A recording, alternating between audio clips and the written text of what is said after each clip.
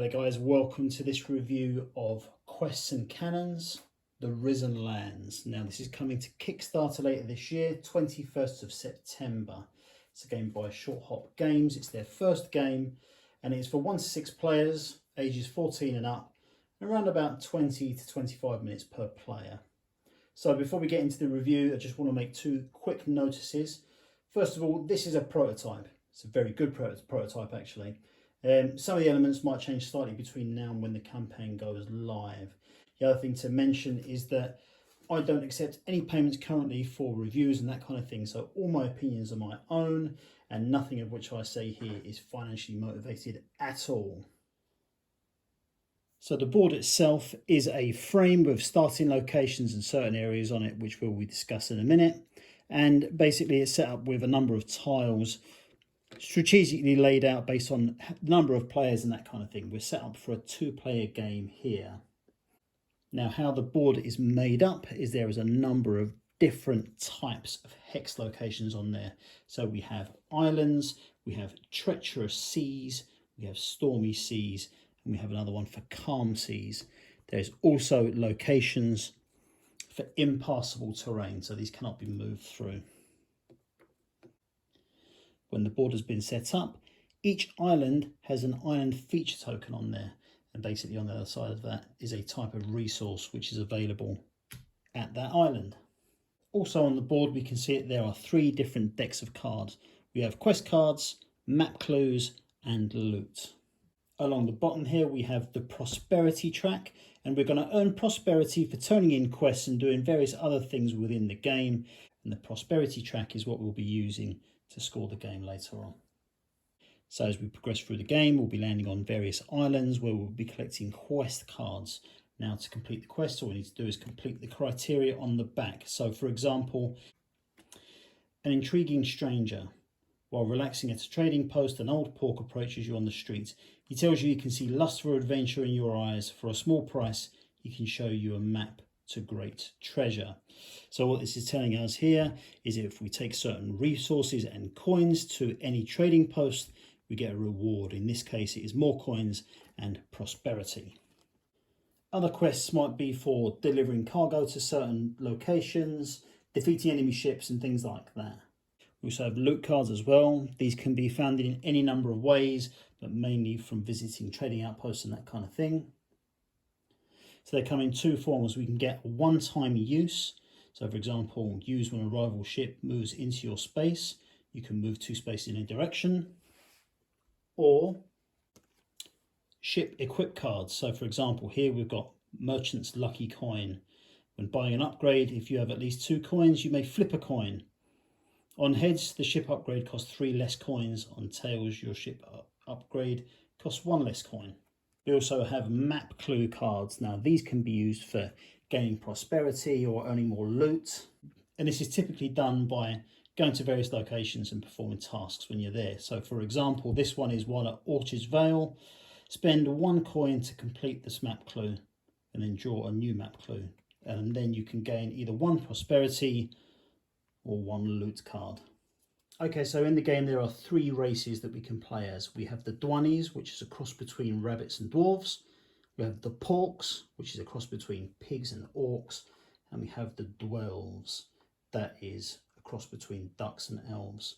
So each player starts with one of these player boards, and they also get a champion card. So we've got Pewter Irontail here. And his cards tells us what we start with. So we've got some sails here, which are up here. There's our starting sails. We've got a number of cannons. There's 2 here, so he starts with 2. And we've got 2 open cargo slots. And we won't get any more cannons or sails or anything like that until we upgrade our ship as we go along. He also has 5 hull damage. So when he gets into combat situations and that kind of thing, he can take up to 5 damage before his ship is sunk. Each player also gets 3 coins. They start with 5 ammo dice and they get 1 traveller dice, and we'll explain what that's for later on. There's also 2 ship slots for loot upgrades, and as we traverse the map we'll find other ways that we can upgrade the ship as well. Each player also has 3 actions, and there's a counter there to track that. And there's also 2 treacherous seas spots there. We'll tell you what to do with those in a minute as well. So on your turn, you get 3 actions. Now the main actions available are moving, attacking other ships, gathering resources and cargo, and turning in map clues. So to move, you just go 1 space in any direction. You can move further by spending map sails, which allow you to go 1 further space per sail. If you need to go through stormy seas, that costs 2 actions or 1 action plus a sail. And to go through treacherous seas, which is this one with the tentacles poking out, costs 1 action, although you'll need to roll your traveller dice as well. On a 4, 5, 6, you're successful and get to go through the treacherous sea. Successful there. However, if you score a 1 to 3, you take 1 hull damage, and you stay in the treacherous seas, and you have to roll higher than that to get out. However, for each subsequent failed roll, you'll get a +1 for each failed roll, making it easier as you go through. So if you fail it twice, you need to score a 3, 4, 5, 6, and if you fail it 3 times, you need to just avoid getting a 1. When you land on an island, if you're the first ship to make it there, you'll automatically get 1 coin. Plus you get to turn the island feature token. So in this case, we turn a metal token. That tells us the type of resource that we can collect while we're there. You can also obtain a quest card, of which you can carry up to 3. If you have any more, you just discard down. And you can do any trading available in that location. If you move back to your starting location, you'll be able to turn in map clues for 1 prosperity each. You can use a free action to repair any hull damage. You can buy ammo, and you can sell loot cards or map cards. You can do any of these things by visiting any of the outposts, which are these 3 locations here, which are at the head of our card decks. And if you visit any of the trading outposts, you can sell resources or trade them for other resources or loot. So there's 5 different resources in the game. Those are spice, canvas, lumber, metal and gems. You can carry as many as you can keep in your cargo hold, and you'll need to collect these in order to fulfill some of the details on your quest cards. So you might need certain resources and a certain amount of coins to be able to fulfill a quest. As you collect resources, you'll store them in your cargo hold, and as you can see, for a start, Pewter Irontail, he only gets to hold 2 different resources in one go. So if you had 2 metal, you'd have to store them separately. You couldn't put 2 in one. And as you progress through the game, you're going to want to open up your cargo hold so you can carry more things. Now, if there's another ship in your location, you can fight them. To do this, you can roll as many ammo dice as you have cannons. So in our case, we've got 2 cannons, so we can roll 2 of our starting 5 dice. And what we're trying to do is get multiples of 4. So if I roll those, we get a total of 5. You score 1 hit for each multiple of 4. So you get 1 hit there. So obviously if you roll a double 6, you're going to be able to get 3 hits in. And there you go, we've got a 7 there, so that's still just 1 hit. Let's try it again. There you go. There's a 9, that's 2 hits. For each hit received, you'll take 1 hull damage. Now, if you inflict a hit on another player, you get 1 prosperity for doing that. If you sink an opponent's ship, you get 3 prosperity plus half of any coins that they have. If you're unlucky enough to get sunk yourself, all you do is you go straight back to your starting location. You start again. To win the game, you need to reach 15 prosperity points. At that point, everyone finishes their turn, and then you play 1 final turn, so that everyone's had the same amount of game time. The player with the most prosperity points at that point wins. Now, there's lots and lots of different types of this game. So you can do 2v2, 3v3, 2v2v2, you can do 3 single player, all that sort of things. The prosperity threshold is different depending on which time of game that you play and how many players are involved. So I managed to play most game types. My favourite was definitely the 3-player, the standard 3-player, 1v1v1. The other multiplayer variants are very, very good as well though, and it's kind of, you get some interesting dynamics for your different captains and that kind of thing.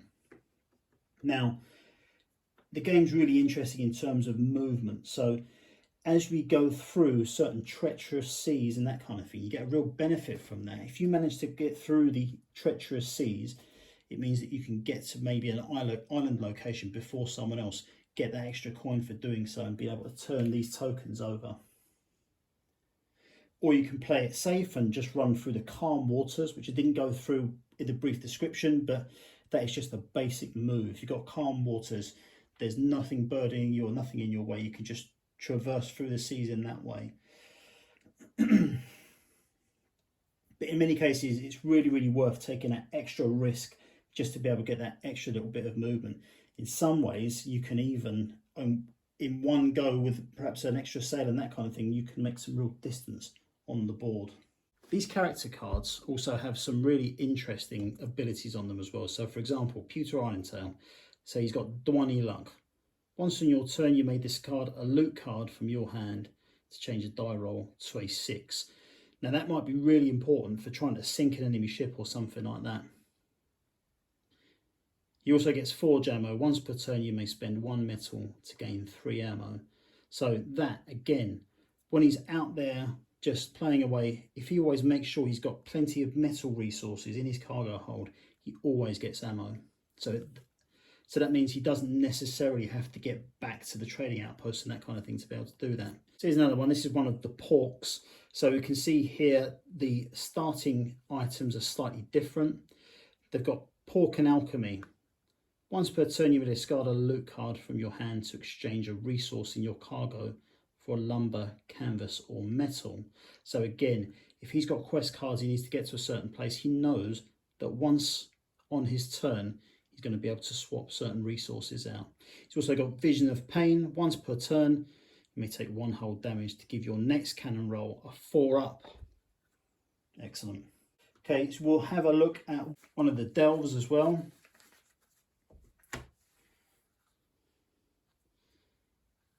So Devilish Mobility. Once on your turn, you may discard a loot card from your hand and move up to 2 spaces. It's also got Song of Wind. Once per turn, you may use 1 sail without spending an action point to move first. So extra movement. So really, really good stuff. And there's a lot of these as well. There's lots and lots of different options to choose from, and they're well worth going through. There is some genuine variety in the different ways that this game can be played. So there's very, very good variety of the game. There is quite a lot of the lore aspects given in the rulebook here. Obviously, this is just a prototype. It's gonna be a different version of this when it goes live, but there is some lore in there. You can get a little bit of lore aspects maybe from some of these cards as well. The rulebook, although it is a prototype, is very good. It's well structured. There's no kind of, I didn't come across any major blips where I was worried about kind of not understanding the rulebook and that kind of thing. And that's one of the other reasons why this is a really good game, particularly for your game nights and that kind of thing, is that it's not too heavy. You're not going to take this to game night and spend 2 hours trying to work out how to play it. I think the learning curve on this is maybe 20 minutes to half an hour before you get playing on your first game, and then you're good to go. I know that on Kickstarter projects in general, maybe, especially a few that I've featured in the past, there is definitely a number of occasions where the project gets bloated and out of control, and so what started with a fairly simple mechanic ends up getting overblown and, you know, getting quite muddy and that kind of thing. That isn't happening here at all. It's quite light, but it's very engaging as well. So if you're interested in seeing more, there's a link in the description to the Facebook group for this game, as well as the Kickstarter register for interest page and that kind of thing. So yeah, this is a great game for me. I'll definitely be there day one when the Kickstarter launches. If you've got any questions about the game, drop a comment down below and I'll get back to it as soon as possible. But thanks for watching, guys. Much appreciated. I'll see you all later.